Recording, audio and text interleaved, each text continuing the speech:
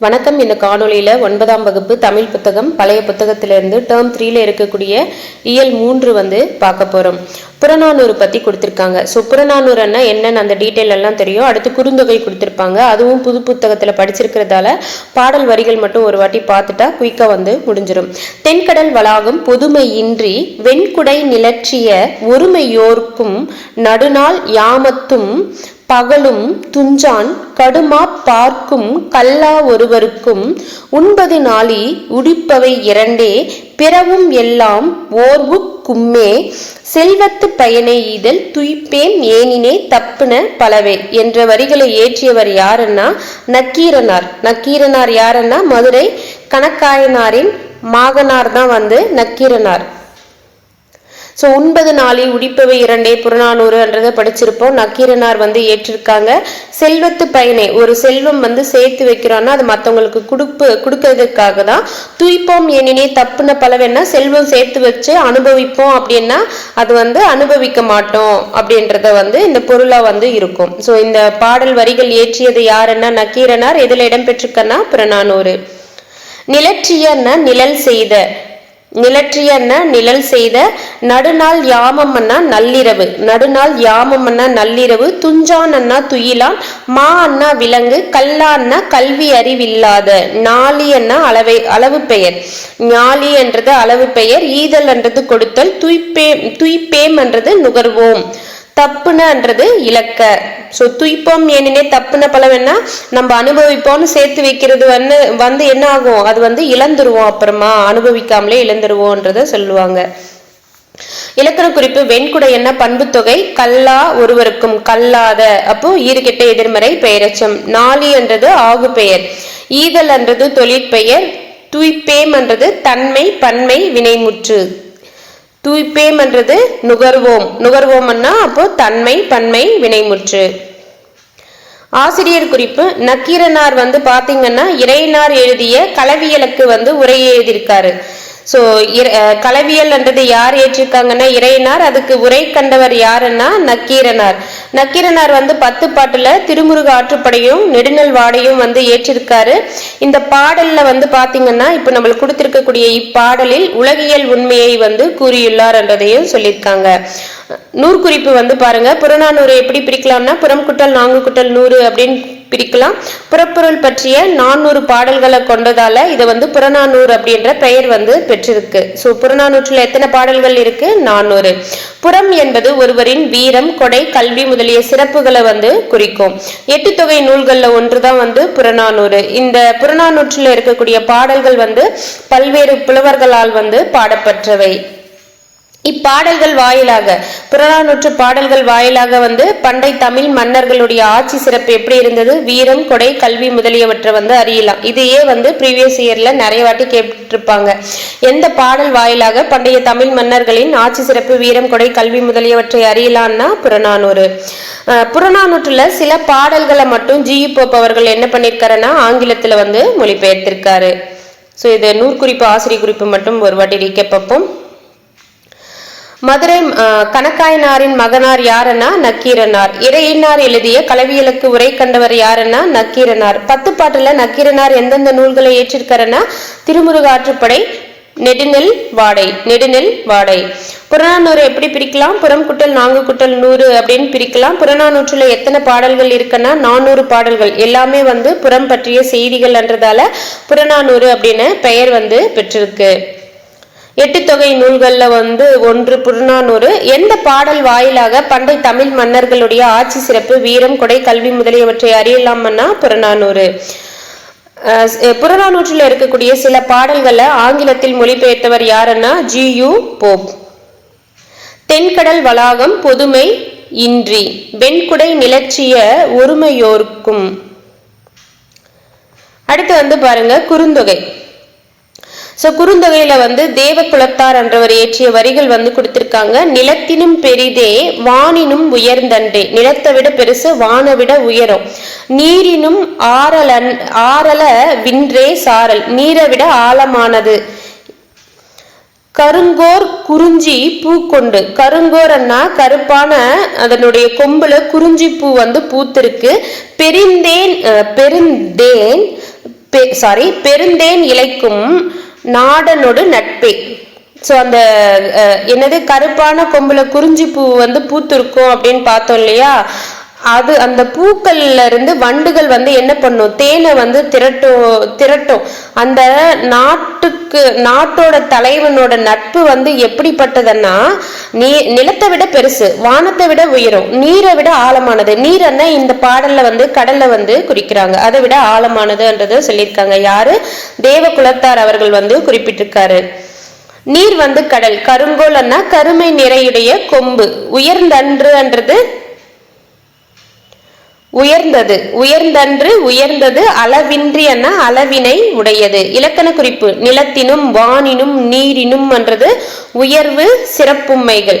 So இது வந்து எண்ணுமைகள், உம்மன் முடிஞ்ச எண்ணுமையன் போடுவோம். பட் இங்க எல்லாமே வந்து உயர்வை மீன் பண்ணி வர்றதால நிலத்தினும் வானினும் நீரினும் என்றப்போ உயர்வு சிறப்புமைகள். கருங்கோல் பெருந்தேன் என்றது பண்பு தொகைகள்.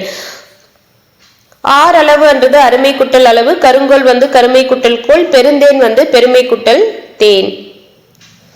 குறுந்தொகை எப்படி பிரிக்கலாம்னா குறுமை குட்டல் தொகை அப்படின்னு பிரிக்கலாம்.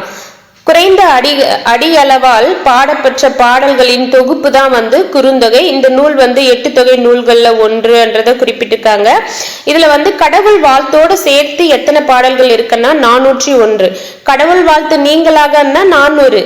கடவுள் வாழ்த்துடன் எத்தனை பாடல்கள் குறுந்தொகையில இருக்குன்னா 401. இந்த பாடல்கள் வந்து பாத்தீங்கன்னா குறைந்த அளவாக 4 அடிகளையும் அதிக அளவாக 8 அடிகளையும் கொண்டிருக்கு. ஸோ குறுந்தொகையினுடைய அடி வரையறை என்னன்னு பாத்தீங்கன்னா 4 அடி சிற்றெல்லை, 8 அடி பேரெல்லை. இந்நூலை தொகுத்தவர் யாருன்னா பூரிக்கோ. குறுந்தொகையை தொகுத்தவர் யாருன்னா பூரிக்கோ. குறுந்தொகையில வந்து கடவுள் வாழ்த்து பாடியவர் யாருன்னா பாரதம் பாடிய பெருந்தேவனார். ஸோ இவர் தான் வந்து கடவுள் வாழ்த்து வந்து பாடியிருப்பாரு. இப்பாடலாசிரியர் குறித்த செய்திகள் வந்து கிடைக்கல அப்படின்றத சொல்றாங்க. ஸோ யாருடைய செய்திகள் பத்தி இப்போ நம்மளுக்கு கொடுத்துருக்காங்க இல்லையா, தேவகுலத்தார், அவரை பற்றிய செய்திகள் வந்து கிடைக்கல. இந்நூல் வாயிலாக பண்டை தமிழரின் இல்வாழ்க்கை, ஒழுக்கம், மகளிர் மாண்பு, அற உணர்வு முதலியவற்றை வந்து தெரிஞ்சுக்கலாம். ஸோ இந்த குறுந்தொகை நூல் வாயிலாக வந்து பண்டைய தமிழர்களுடைய இல்வாழ்க்கை, இல்லற வாழ்க்கை எப்படி இருந்தது, ஒழுக்கம் எப்படி இருந்தது, மகளிர் மாண்பு எப்படி இருந்தது, அற உணர்வு முதலியவற்றை வந்து தெரிஞ்சுக்கலான்றத சொல்லியிருக்காங்க. ஸோ இதுல முக்கியமானது ஒரு வாட்டி ரீக்கப் பார்ப்போம். குறுந்தொகையை எப்படி பிரிக்கலாம், குறுமை குட்டல் தொகை அப்படின்னு பிரிக்கலாம். கடவுள் வாழ்த்தோட குறுந்தொகை எத்தனை பாடல்களை கொண்டிருக்குன்னா 401 பாடல்களை வந்து கொண்டிருக்கு. குறைந்த அளவாக வந்து குறுந்தொகை எத்தனை அடிகளை கொண்டிருக்கு, 4 அடிகள். அதிக அளவாக வந்து எத்தனை அடிகளை கொண்டிருக்குன்னா 8 அடிகளை வந்து கொண்டிருக்கு. குறுந்தொகையை தொகுத்தவர் யாருன்னா பூரிக்கோ. குறுந்தொகைக்கு கடவுள் வாழ்த்தை பாடியவர் யாருன்னா பாரதம் பாடிய பெருந்தேவனார். ஸோ எந்த நூல் வாயிலாக பண்டைய தமிழர்களுடைய இல்வாழ்க்கை, ஒழுக்கம், மகளிர் மாண்பு, அற உணர்வு முதலியவற்றை அறியலாமன்னா குறுந்தொகை.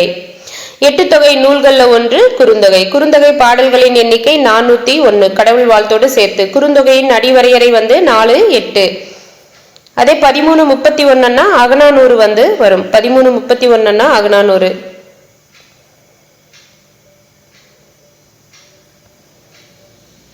அடுத்து வந்து உயிர்கோளம் பத்தி கொடுத்திருக்காங்க. இது வந்து நம்மளுக்கு ஜியோகிராஃபில வரக்கூடிய கவராக சிலபஸ் வைஸ்ன்னு பார்த்தோம்னா ஜியோகிராஃபி வரும்.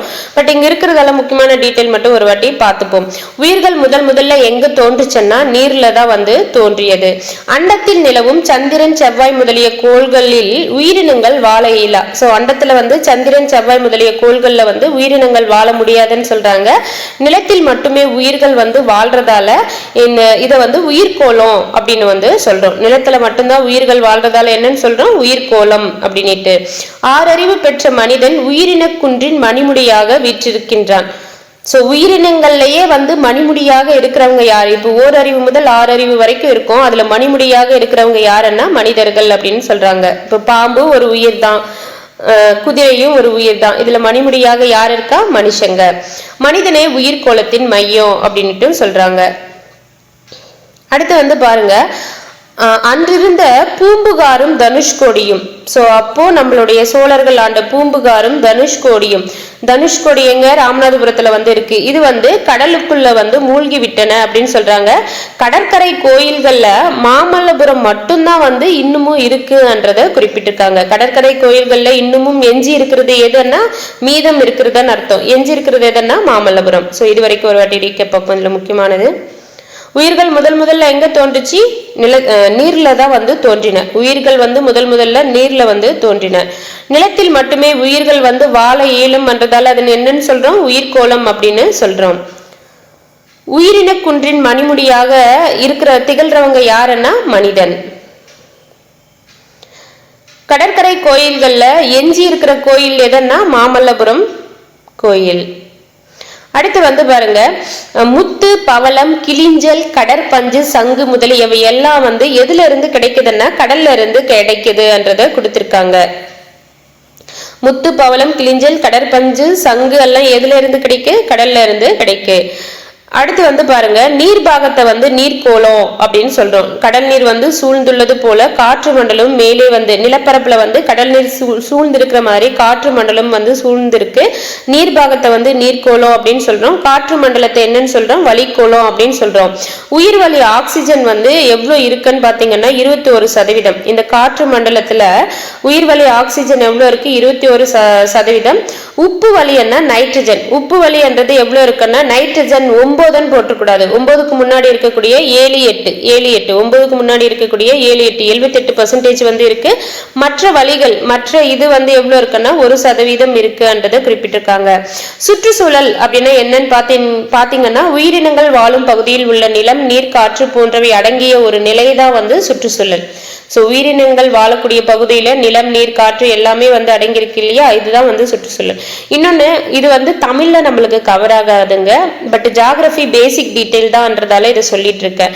இல்ல எனக்கு இது தேவையில்லை, நான் தமிழ் மட்டும் படிச்ச போதோம்னா இந்த லெசனையே நீங்க ஸ்கிப் பண்ணிட்டு நீங்க அடுத்த டீட்டெயில கூட பார்த்துட்டு போங்க.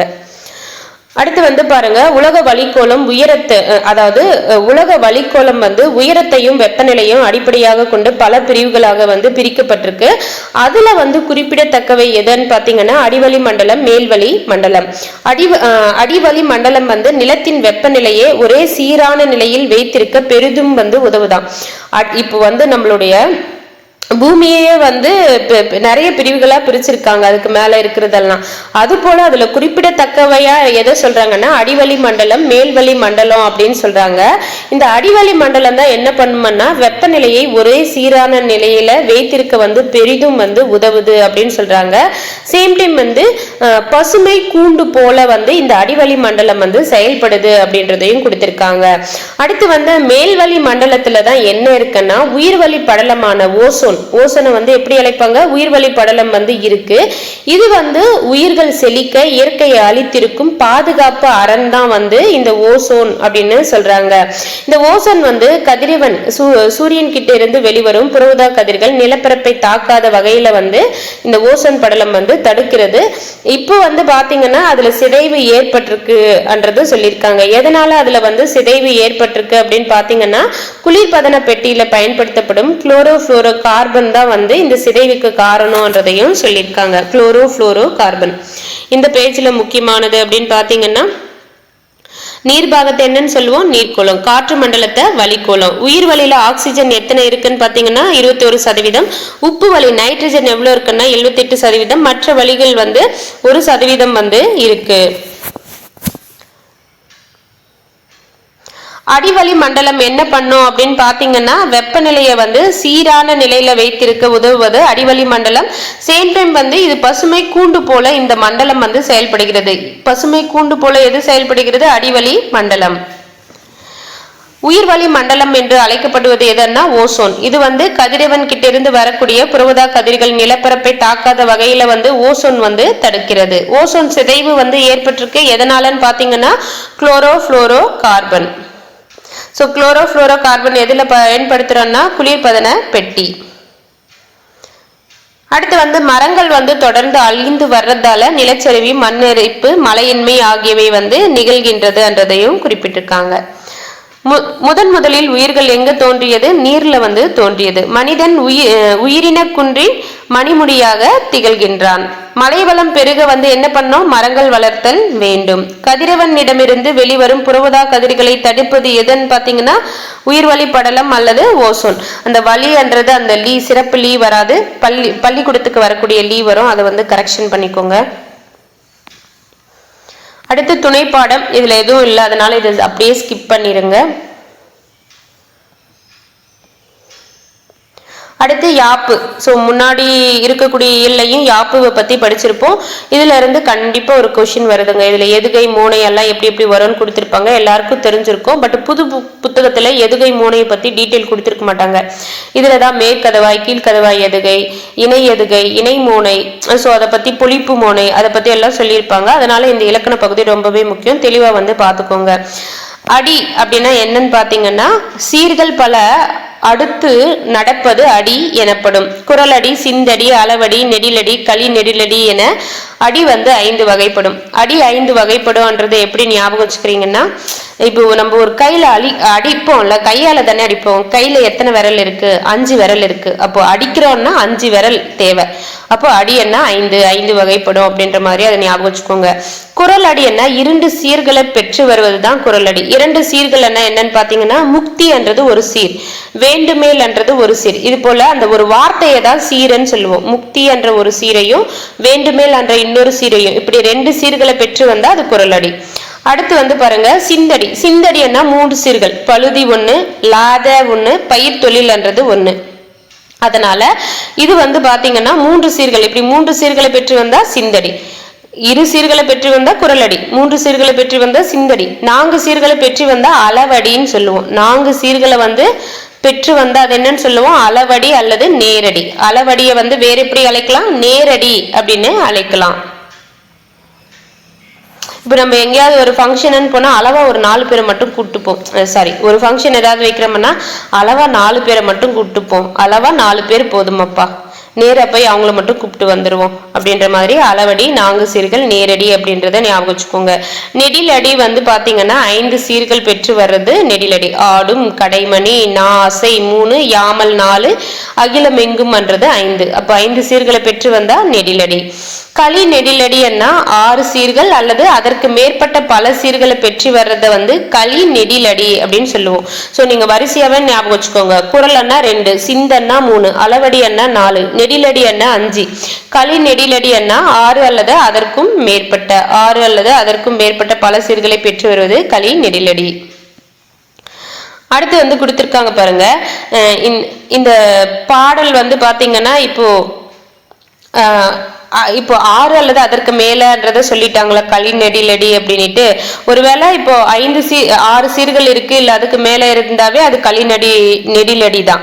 அதே 6 சீர்கள் இருந்தா அறுசீர் களி நெடிலடி, 7 சீர்கள் இருந்தா 7 சீர் களி நெடிலடி, 8 இருந்தா 8 சீர் களி நெடிலடி, 9 இருந்தா 9 சீர் களி நெடிலடி அப்படின்னு போயிட்டே வந்து இருக்கும். அடுத்து வந்து பாருங்க தொடை. தொடை என்னன்னு பாத்தீங்கன்னா மலர்களை தொடுப்பது போல சீர்களிலும் அடிகளிலும் மோனை முதலிய அமைய தொடுப்பது தொடை. சீரன்னா ஒரு வார்த்தை, அடிகள்னா லைன்ஸ். இதுல வந்து மோனை, எதுகை, இயைபு எல்லாமே இருக்கும் இல்லையா, முரண், இது போலெல்லாம் வந்து தொடுப்பதுதான் தொடை அப்படின்னு சொல்றாங்க. தொடை என்ற வார்த்தைக்கான பொருள் வந்து தொடுக்கப்படுவது அல்லது மாலை. தொடைன்னா தொடுக்கப்படுவது அல்லது மாலை அப்படின்னு பொருள். தொடையற்ற பாட்டு நடையற்று போகும் என்றது பழமொழி. தொடையற்ற பாட்டு எப்படி போகும்? நடையற்று போகும்ன்றது பழமொழி. தொடை வந்து எத்தனை வகைப்படும்னா 8 வகைப்படும். தொடை வந்து எத்தனை வகைப்படும்? 8 வகைப்படும்.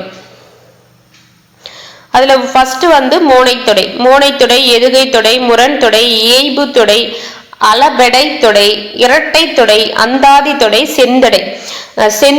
இதுல வந்து பாத்தீங்கன்னா முதல் 5 தொடைகள் இருக்கு இல்லையா, அதை பத்தி தான் வந்து கொடுத்திருக்காங்க.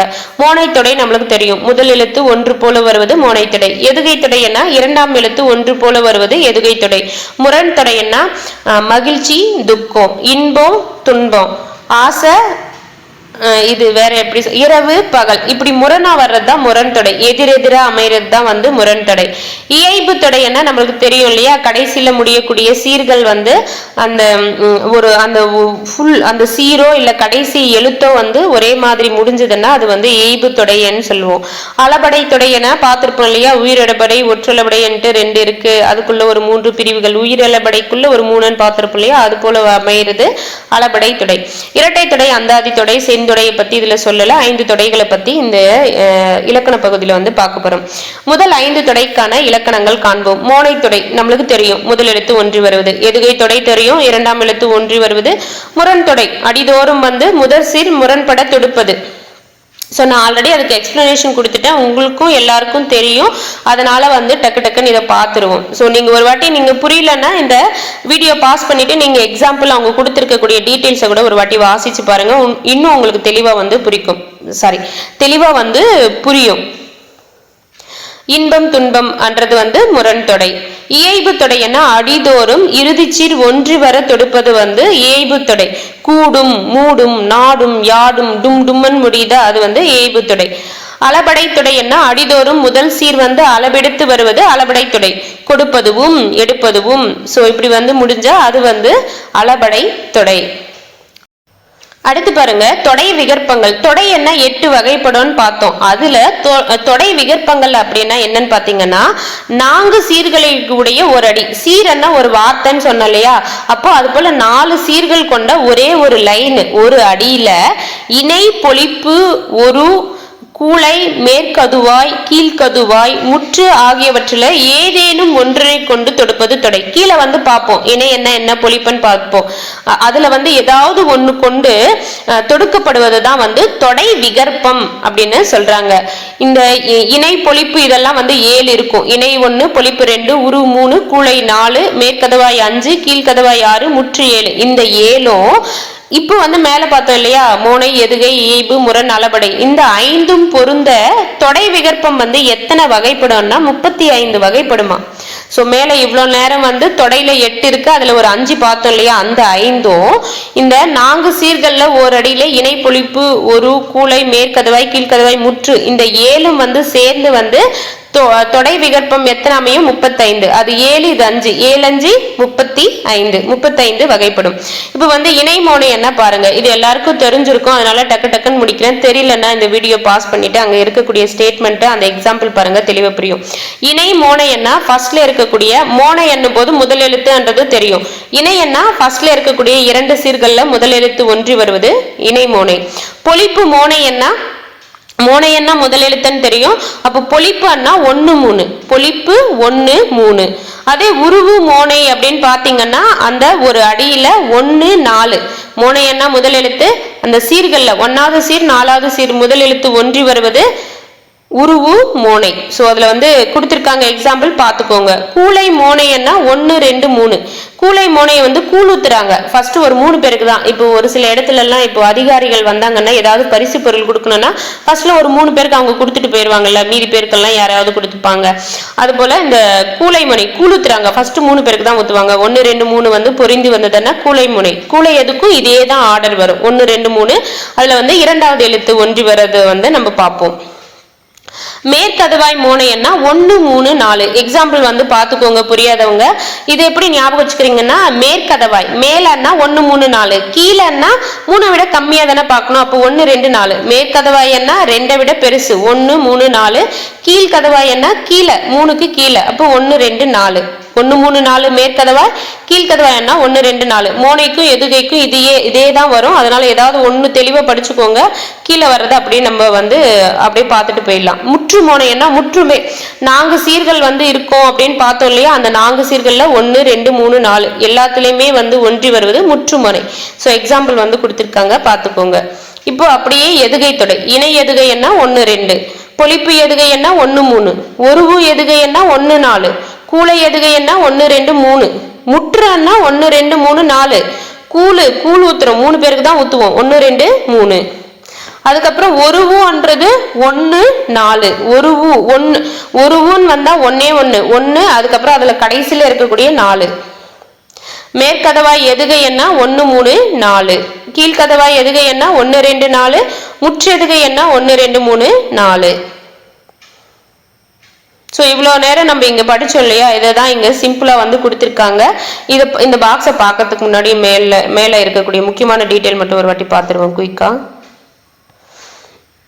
அடி எத்தனை வகைப்படும்னா 5 வகைப்படும். அடி அப்படின்னா என்னன்னு பார்த்தீங்கன்னா சீர்கள் பல அடுத்து நடப்பது அடி ஆகும். அடிகள் 5 வகை என்னென்னா குரலடி, சிந்தடி, அளவடி, நெடிலடி, களி, நெடிலடி. குரலடி என்ன 2 சீர்கள், சிந்தடி என்ன 3 சீர்கள், அளவடி என்ன 4 சீர்கள், நெடிலடி என்ன 5 சீர்கள், களி நெடிலடி என்ன 6 அல்லது அதற்கு மேற்பட்ட சீர்கள் வந்து களி நெடிலடி. அடுத்து வந்து தொடை. தொடை வந்து 8 வகைப்படும். தொடை அப்படின்னா என்னன்னு பாத்தீங்கன்னா மலர்களை தொடுப்பது போல சீர்களிலும் அடிகளிலும் மோனை முதலின அமைய தொடுப்பது தான் வந்து தொடை எனப்படும். தொடை என்பதற்கான பொருள் வந்து தொடுக்கப்படுவது அல்லது மாலை. தொடையற்ற பாற்று நடையற்று போகும் என்றது பழமொழி. தொடை இல்லாம இருந்தா அது வந்து நடையற்று போகும் என்றது பழமொழி. தொடை வந்து 8 வகைப்படும். அந்த 8 வகை என்னன்னு பாத்தீங்கன்னா மூனை தொடை, எதுகை தொடை, முரண் தொடை, ஏபு தொடை, அளபடை தொடை, இரட்டை தொடை, அந்தாதி தொடை, செந்தொடை. மோனை தொடை என்ன முதல் எழுத்து 1 வர தொடுப்பது, எதுகை என்ன 2ஆம் எழுத்து 1 வர தொடுப்பது, முரண் தொடை என்ன அடிதோறும் முதற் சீர் முரண்பட தொடுப்பது. ஏய்பு தொடை என்ன அடிதோறும் இறுதி சீர் 1 வர தொடுப்பது வந்து ஏய்பு தொடை. அளபெடை தொடை என்ன அடிதோறும் முதற் சீர் அளபெடுத்து வருவது அடியல பெடை தொடை. தொடை விகற்பங்கள். தொடை விகற்பங்கள் வந்து பாத்தீங்கன்னா 4 சீர்களுடைய ஒரு அடியில இணை பொழிப்பு ஒரு கூளை மேற்கதுவாய் கீழ்கதுவாய் முற்று ஆகிய ஏதேனும் ஒன்றினை கொண்டு தொடுப்பது தொடை விகற்பம். இந்த 7ம் அதுக்கப்புறம் வந்து மோனை, எதுகை, ஈபு, முரண், அளபடை ஆகிய 5ம் பொருந்த தொடை விகற்பம் வந்து எத்தனை வகைப்படும்னா 35 வகைப்படும். இணை மோனை அல்லது இணை எதுகை என்ன 1 2 சீர்கள் வந்து சீர்களின் முதல் எழுத்து வந்து 1 வரும். சோ மோனை என்ன முதல் எழுத்து, எதுகை என்ன 2ஆம் எழுத்து. புளிப்பு மோனை என்ன 1 3, புளிப்பு எதுகை என்னாலும் 1 3. உருவு மோனை என்ன 1 4, உருவு எதுகை என்னாலும் 1 4. கூளை மோனை என்ன 1 2 3, மேற்கதவாய் மோனை என்ன 1 3 4, கீழ்கதவாய் மோனை என்ன 1 2 4, முற்று மோனை என்ன 1 2 3 4. ஸோ இணை எதுகைக்கும் அதே தான், இந்த டேபிளை மட்டும் பார்த்தா முடிஞ்சது. இதுல வந்து அதுதான் நம்ம பார்த்தது. எதுகை மோனை என்றது நம்மளுக்கு தெரியும். மோனை என்ன முதல் எழுத்து 1 வருவது, எதுகை என்ன 2ஆம் எழுத்து 1 வருவது.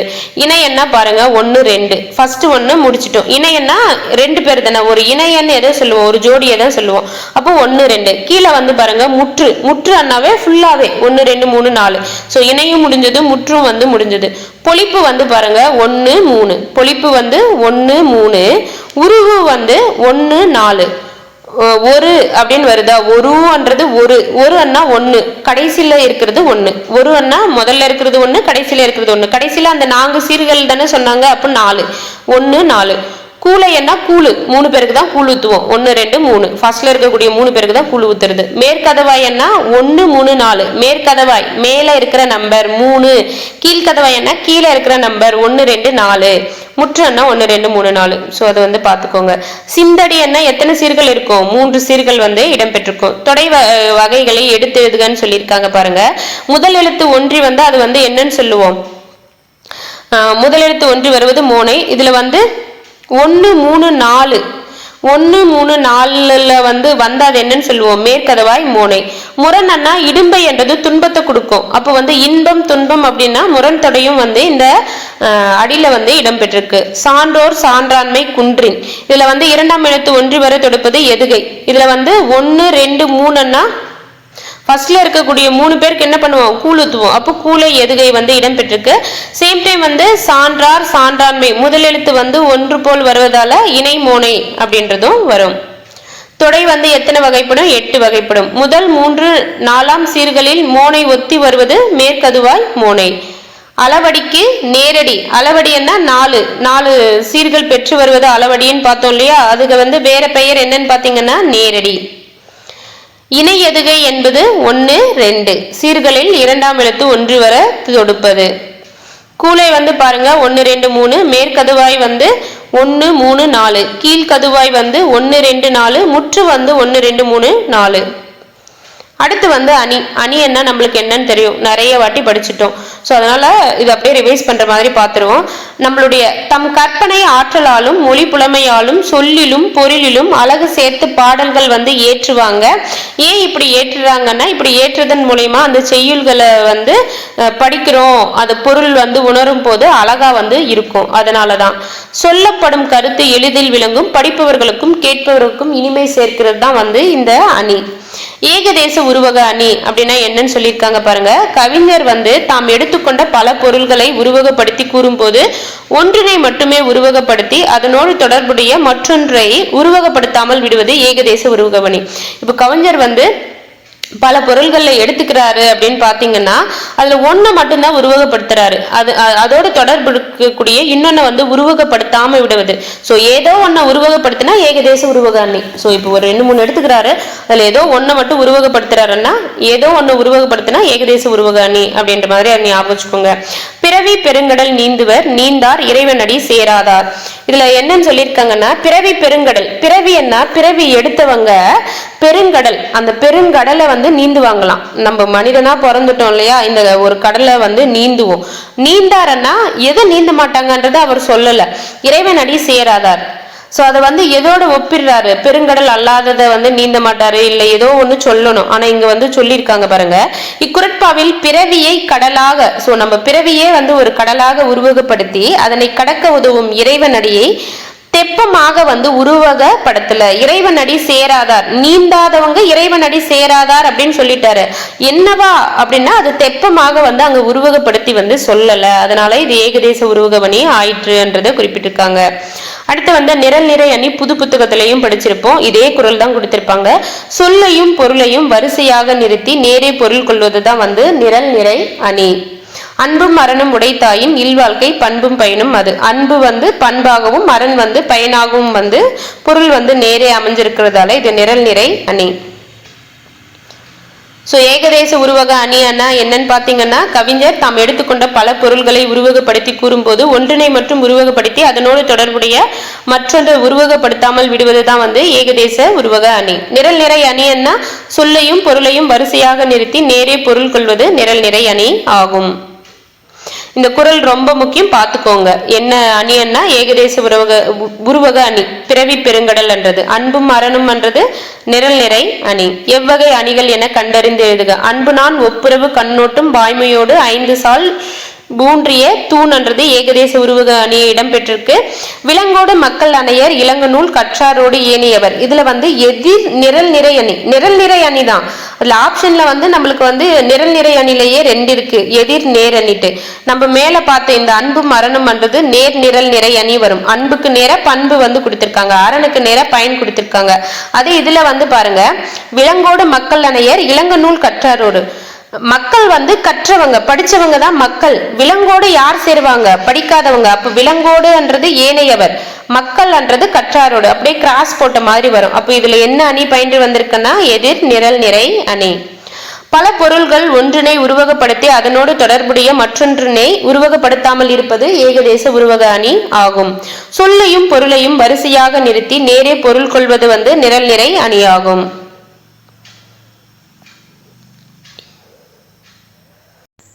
அடுத்து வந்து பாருங்க, ஒருமை சொற்களை பன்மையாக மாற்றுக. யானையின் கண் சிறியது, அதை வந்து பன்மையா மாத்தணும்னா யானையின் கண்கள் சிறியன. காட்டு மரம் உயரமானது, காட்டு மரங்கள். ஸோ கட்டுன்னு போட்டிருக்க, துணைக்கால் வரும் பார்த்துக்கோங்க. காட்டு மரங்கள் உயரமானவை, மயில்கள் அழகானவை, பழங்கள் பழுத்தன, நாங்கள் படித்தோம். அதை அப்படியே வந்து பன்மையை வந்து ஒருமையாக மாத்தணும். பசுவும் கன்றும் மேய்ந்தன, பசுவுடன் கன்று மேய்ந்தது என்றது அப்படி மாத்தி எழுதுனா அது ஒருமையாக வந்து மாறும். சோ பயிற்சிக்கு கொடுத்திருக்காங்க பாருங்க. மரத்தில் காயுடன் கனியும் இருந்தது, சிறுவனுடன் சிறுமியும் வந்தாள், அண்ணனுடன் தம்பியும் பரிசு பெற்றான், பாலுடன் தேனும் இனித்தது, யானை படையுடன் குதிரை படையும் சென்றது. தமிழ் எண்களை எழுதுக. சோ இது வந்து பார்த்துக்கோங்க, நம்மளுக்கு வந்து இதுக்கு முன்னாடி நடந்த எக்ஸாம்ல கேட்டிருக்காங்க. லெட்டர்ஸை கொடுத்துட்டு தமிழ் எண்களை கொடுத்துட்டு எல்லாம் கேட்டிருக்காங்க. அதனால எல்லாருக்கும் தெரியும், தெரியலன்றவங்க ஒரு வாட்டி பார்த்துக்கோங்க. அடுத்து வந்து காந்தியடிகள் வந்து தென்னாப்பிரிக்காவில் போனப்போ ட்ரெயினில் டிராவல் பண்ணப்போ அந்த வெள்ளையர் வந்து அவளை இறக்கி விட்டுருப்பாருங்க இல்லைங்களா, அதை வந்து இந்த தீண்டாமையை பற்றி அந்த ஒரு குட்டி ஸ்டோரி வந்து கொடுத்துருக்காங்க. இங்க தமிழ் பழமொழி பசுத்தோல் போர்த்திய புலி. புலி வந்து என்னதான் பசுத்தோல் போர்த்தினாலும் அதற்கான குணங்கள் அப்படிதான் இருக்கும். ஸோ ஒரு சிலர் வந்து உள்ளாடி வந்து புலி மாதிரி ஒரு எண்ணெய் இருக்கும், மேலே வந்து பசுத்தோல் வந்து போர்த்திட்டு நம்ம கிட்ட பழகுவாங்க. அப்போ பசுத்தோல் போர்த்திய புலி.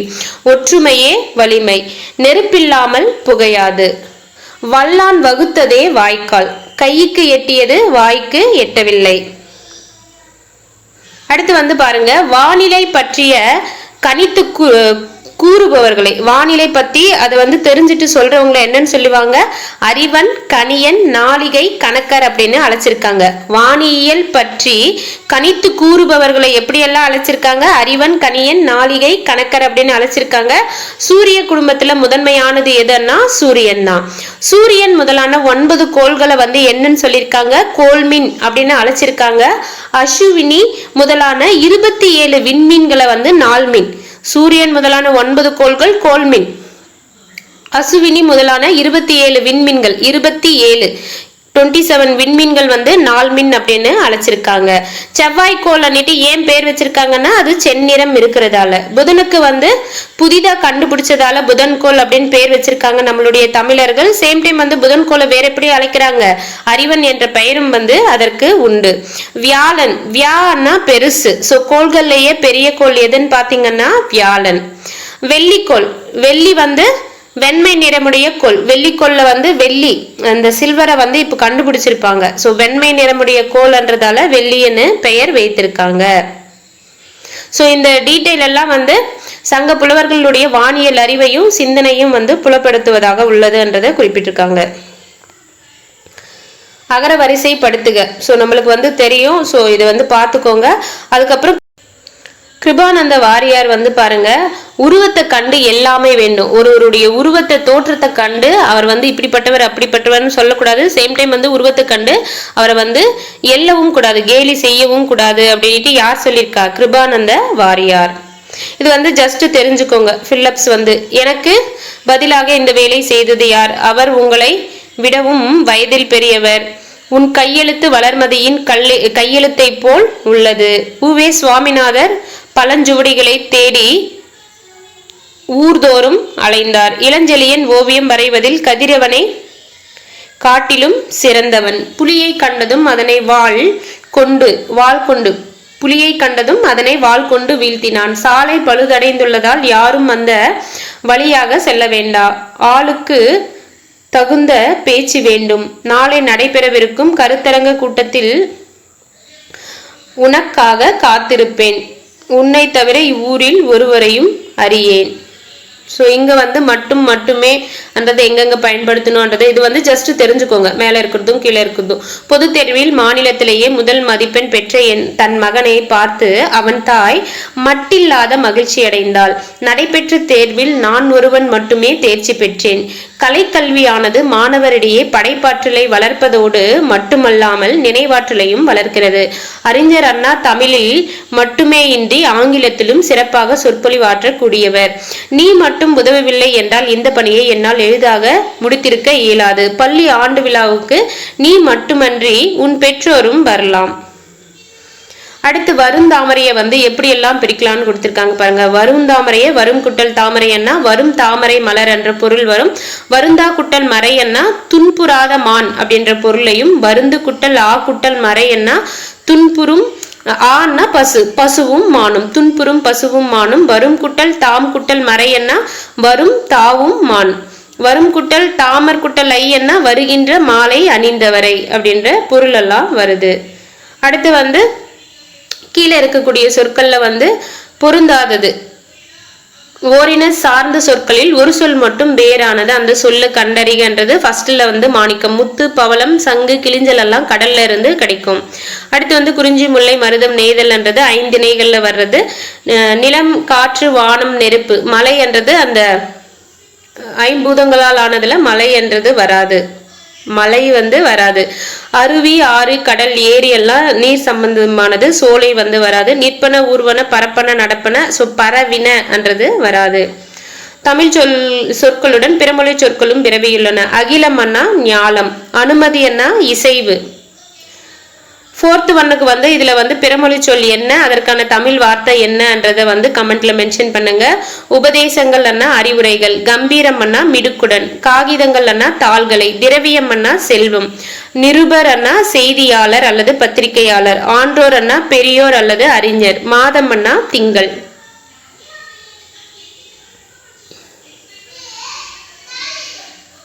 அடுத்து இதுல எல்லாம் எதுவுமே இல்லை. கடைசியில கொடிட்ட இடத்தை நிரப்புக.